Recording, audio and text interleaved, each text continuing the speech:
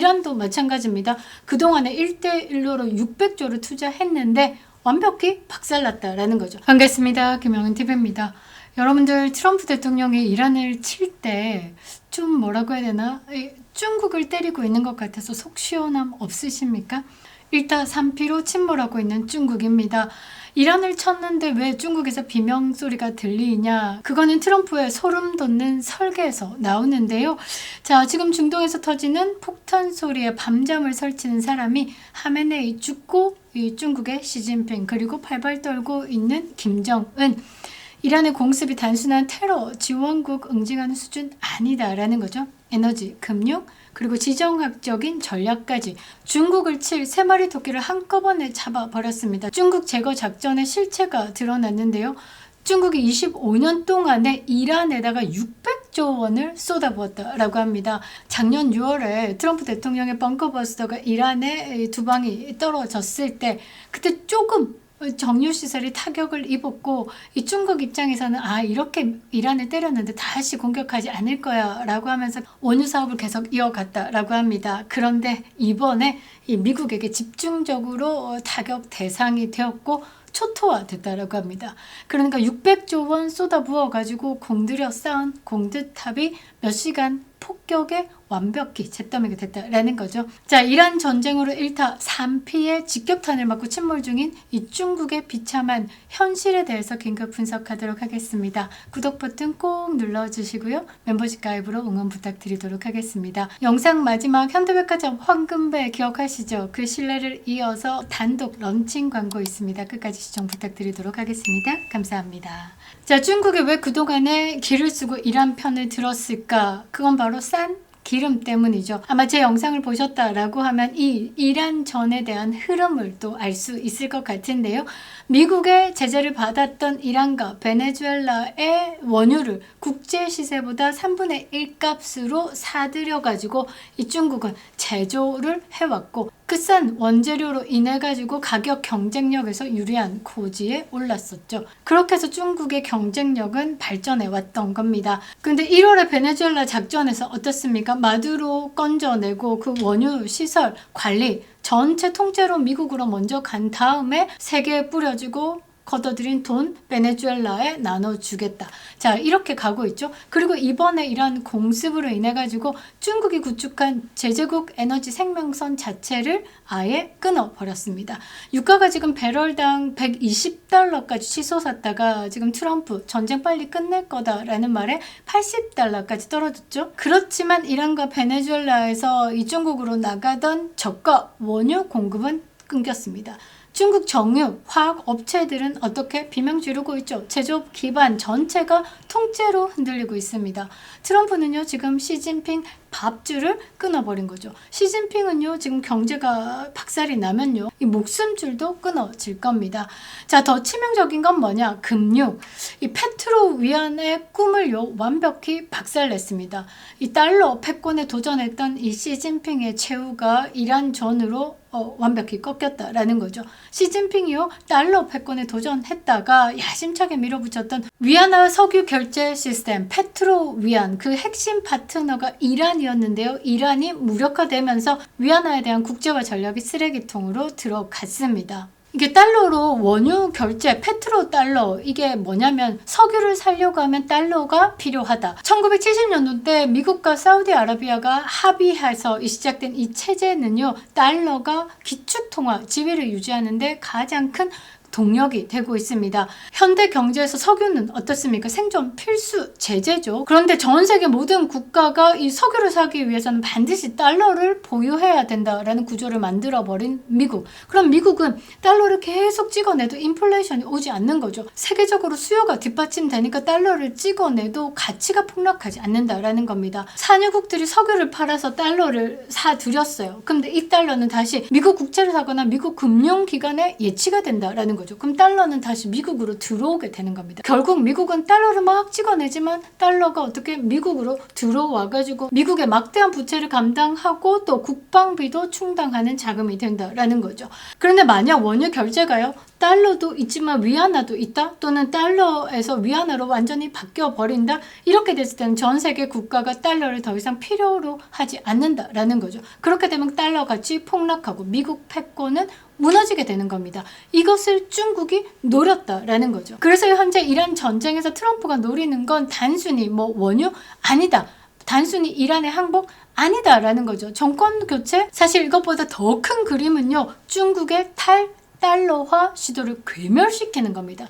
네 중국 돈 들이밀어봤자 너네들 똥값 만들어버리겠어. 달러를 영원히 강자의 위치에 유지시켜 주겠다라는 겁니다. 그리고 트럼프가 세컨드리 보이콧을 통해서 달러가 아닌 돈으로 석유를 거래하는 그런 국가들에게 금융적으로, 물리적으로 차단하는 메시지를 계속 줬습니다. 세컨드리 보이콧은 내 적과 거래하는 국가에 대해서 나도 너를 적으로 생각하겠어. 이거 되게 무서운 겁니다. 프라이머리 보이콧은 직접적으로 너와 나, 미국과 대상국과의 거래를 막는 시스템. 세컨드리 보이콧은 제3국, 미국은 중국을 타겟으로 했죠. 뭐 인도하고 거래하고 있는데 인도 네가 중국과 거래해서 나를 거쳐? 그러면 관세 때리겠어. 한국도 마찬가지죠. 한국 반도체에 중국을 통했다라고 하면 중국 관세 덧붙이겠어.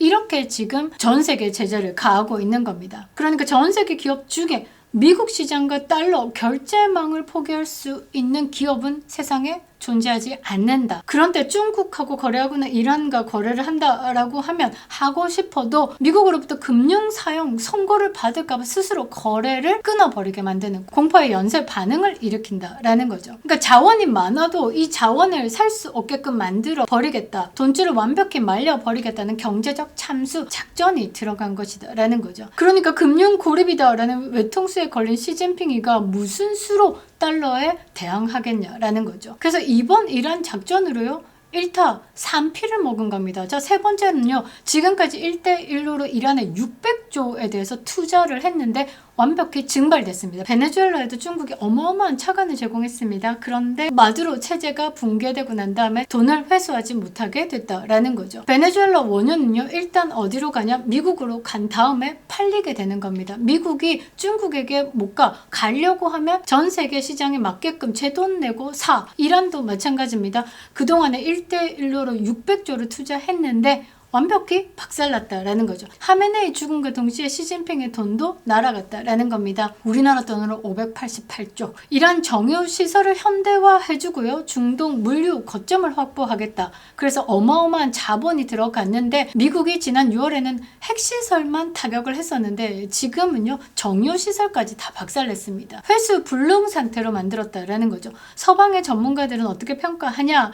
시진핑 대안적 세계 질서가 하메네이와 함께 죽었다라고 표현하고 있습니다. 이란은 그동안에 미국의 발목을 잡았습니다. 중동에 발을 묶어놓고 중국이 대만이나 남중국에 집중할 시간을 벌어줬습니다. 스포일러 역할을 했다라는 거죠. 그런데 트럼프 대통령이 안 되겠다, 얘한테 발목 잡혀 있으니까 저 중국 가려고 하니까 힘들어 죽겠네, 얘 끊어내, 이렇게 된 거죠. 그래서 이란이 순식간에 무력화시켰고 다시 아시아로 눈을 돌릴 여력을 만들어낸 겁니다. 그리고요, 4월에 정상회담 앞두고 있습니다. 시진핑과 트럼프와 시진핑이 중국에서 이 만나기로 약속을 했는데요. 중국의 히토류 그 마지막 거래 카드만 들고 있는 상황. 그런데 이 협상 카드가 먹힐까? 미국이 비축해놓은 히토류 양은 2개월이면 끝난다라고 발표를 하고 있지만요. 과연 미국이 그럴까? 미국은요, 우리가 생각하는 그 이상의 수를 보고 움직였다. 그래서 중국은요, 히토류 막강 파워가 있지만 이미 패배한 것과 마찬가지라는 평이 있습니다. 지도자는요, 악질적인 불법과 타협하지 않습니다. 지금 트럼프에게 열광하는 이유는 뭘까? 지구정화 프로젝트의 정확한 명분이 있기 때문입니다. 트럼프의 결단이요, 이란을 넘어 중국이라는 거대 악의 축을 무너뜨리고 있는 상황. 중국이 꺼내들 히토류 카드 이미 계산해서 끝났을 것이다. 자, 1타 3피 600조. 이게 시진핑의 퇴출 펀드가 될 것이다 라고 저는 생각합니다. 완벽히 중국 심장을 관통한 이 1타 3피 작전. 트럼프 대통령 4월에 중국 정상회담 가시는 길에 대한민국 제메네이도 살짝 들여밟고 가시기 바랍니다. 중국의 몰락과 미국의 승리를 지켜보며 저는 또 한 사람을 떠올립니다. 그립다 윤석열. 김영애 TV였습니다. 반갑습니다. 지난 명절에 제가 강력하게 추천드렸던 그 현대백화점 납품배 기억하시죠? 실패 없는 김영윤 추천 상품 신뢰를 이어서 이번에는 단독으로 준비했습니다. 4월까지만 딱 맛볼 수 있는 귀한 선물 바로 대저 짭짜리 토마토인데요. 여러분 인터넷에 널린 게 대저 토마토다라고 하지만 진짜 짭짜리는 하늘의 별따기인 거 아시죠? 부산 대저동에서 생산된다라고 해서 다 짭짜리는 아니더라고요. 일정 브릭스를 넘어야지만 농협에서 공식적으로 짭짜리라는 이름을 허락합니다. 자, 이거 한번 보시고요. 실제 대저동에서 이 짭짜리 인증을 받은 농가가 딱 3군데뿐이거든요. 오늘 그 농가의 한 곳에서 이 맛있는 토마토를 가져왔습니다. 진짜 중에 진짜다라고 자신 있게 말씀드리는데요. 대저 토마토는요, 사이즈가 작으면 작을수록 그 맛이 응축돼서 훨씬 맛있다라고 하는데요. 지금 S 사이즈 아래로 여러분들에게 선보이고 있습니다. 그 이상은 맛이 올라오지 않아가지고 아예 판매를 안 하는 것으로 결정을 했습니다. 개인적으로는요, 스몰보다 조금 더 작은 더블 스몰 사이즈가 확실하게 맛이 있더라고요. 바다 가까운 염분 많은 땅에서 자란 단맛, 신맛, 짭짤한 맛, 대저 토마토, 짭짜리 토마토 주문 즉시 수확해서 보내드리니까요. 실온에서 한 3일 정도 후숙하고 드셔보시면 환상적이실 겁니다. 수확량이 매우 적어가지고요. 이 주문이 너무 많으면 순차적으로 배송된다라고 합니다. 댓글창에 링크 올려두겠습니다. 가짜 짭짜리 토마토 속지 마시고요. 지난번 맛보신 배 신뢰를 이어서 토마토로 이어가겠습니다. 4월 지나면요, 내년까지 기다려야 된다라고 하니까요. 진짜를 알아보시는 우리 구독자님 서두르시기 바랍니다. 김영윤이었습니다.